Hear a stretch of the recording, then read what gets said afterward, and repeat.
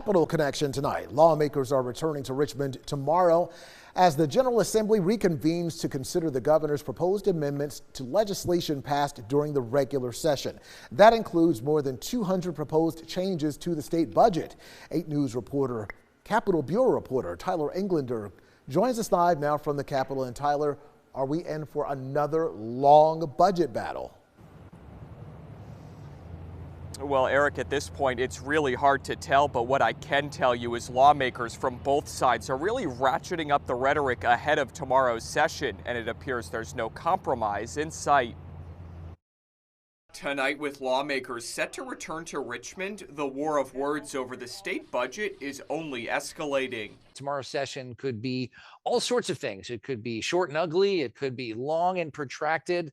It could augur a whole summer of work to be done at the General Assembly. House Speaker Don Scott taking to X to criticize Governor Glenn Youngkin's proposed amendments to the budget passed by the Democratic-controlled General Assembly. Scott saying the budget invests in key areas like education and that Youngkin is, quote, pretending to be bipartisan. Meanwhile, Republicans criticizing Democrats for refusing to negotiate with the governor.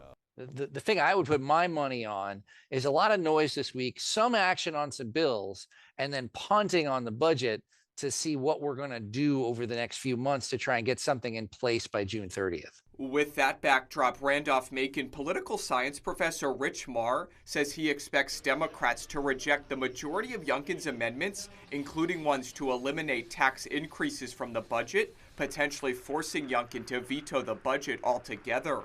However, Meagher says even if that happens, it's likely lawmakers will reach a budget deal before the June 30th deadline, avoiding any potential government shutdown. Both the Democrats and, more importantly, I think the governor runs the risk of being blamed for it just because the governor is one person, he's representing his whole party, his whole side, and that really could get attached to him.